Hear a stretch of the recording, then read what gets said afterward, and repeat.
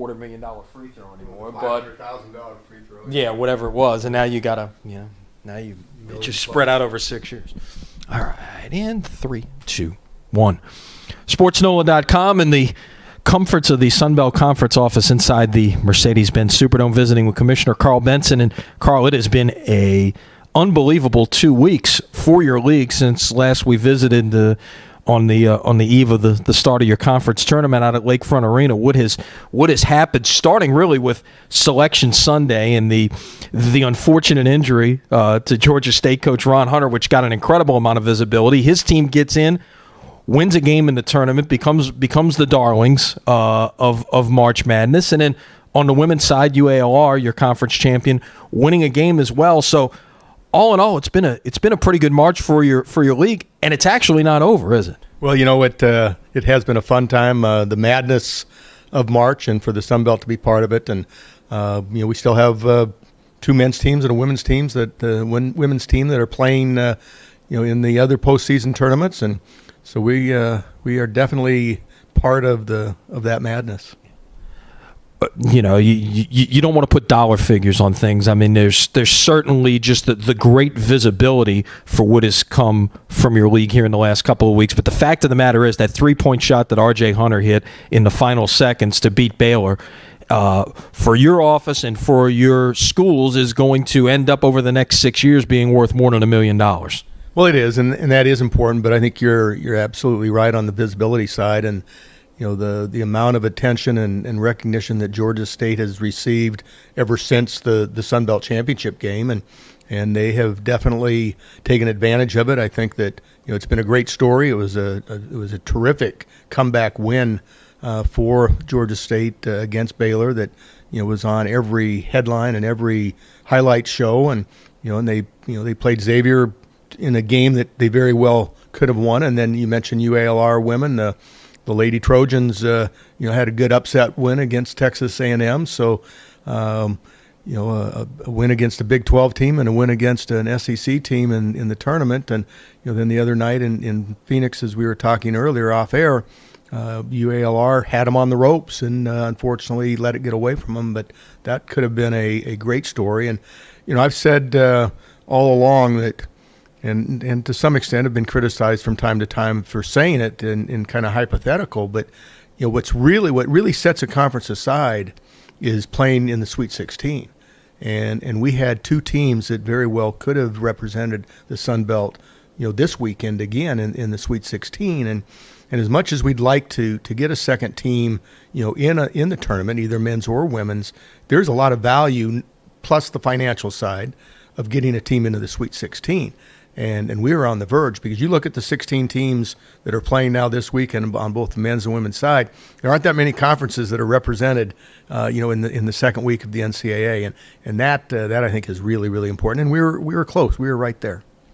Certainly, it's it's the type of couple of weeks here that your league can build a lot of momentum on going forward into next year. And again, like we mentioned, it's not over. We should mention two schools from Louisiana still represented in the postseason. UL Lafayette's got both of their teams alive in men's and women's basketball, still playing in the tournaments, and UL Monroe will be playing in the finals of the CBI next week. Well, that's actually 3 teams, Lenny. So and all from the state of Louisiana, and the only teams maybe left in the state of Louisiana in the postseason. So I think a real tribute to the Warhawks, and Coach of the Year up there.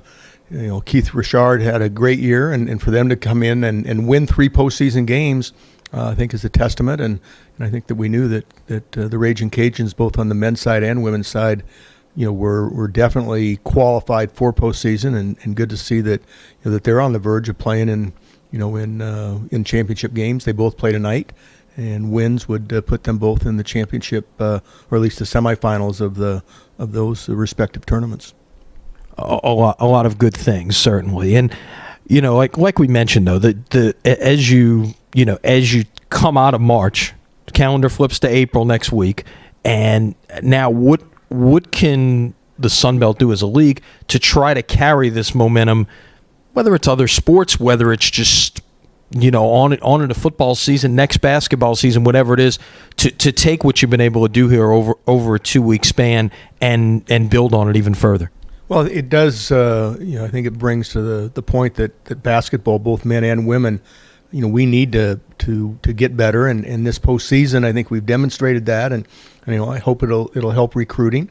And I think that's we all know that's the key to it. We've got a couple of coaching changes that have occurred, and those universities need to hire the right coach and take advantage of the momentum that the Sun Belt has had. And we still need to look at at future sites for the tournament. As much as we've liked it here in New Orleans, we're in we just finished year 2.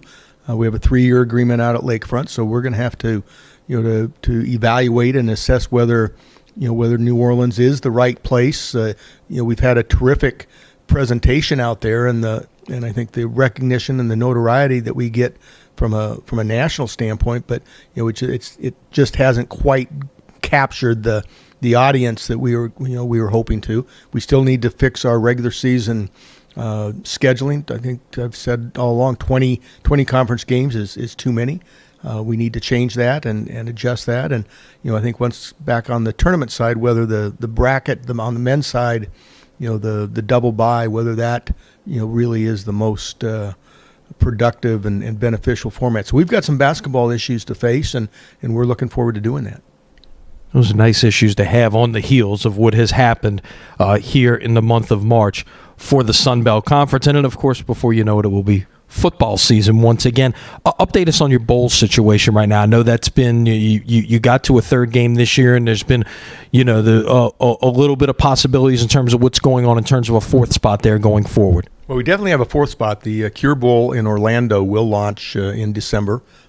Sun Belt team against a team from the American Conference, and then we also have been in discussions with a group in Little Rock, again with the American Conference, that we're exploring, and which would be our fifth bowl. And when you really look at the growth and development of Sun Belt football, 3 years ago at this time, we had 2 bowls, and we added Montgomery this past year, and then the Cure Bowl, and the possibility of a fifth to go along with long-standing bowl here in New Orleans and in Mobile. So I think we're getting to a point, Lenny, where our football bowl situation is not just good, but it's on the verge of being excellent. And, of course, the question that always comes up, and you guys have not been in a hurry to address this as much as you want to get the right fit. The 20 games in basketball would get addressed by this as well, but the possibility of a 12th team joining the league, which would open up the doors to a football championship game, to divisions, to a different scheduling format in basketball and the like. We are being deliberate, and we want to make sure that we get the right 12th team.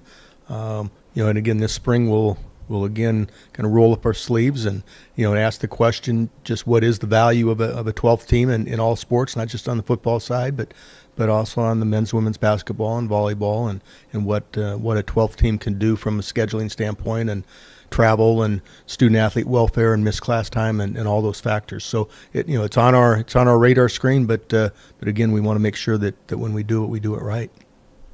A lot of great things happening right here in downtown New Orleans at the Sun Belt Conference office. Karl, thanks for your time today. As always, thank you, Lenny. That's perfect. That's perfect. Yeah.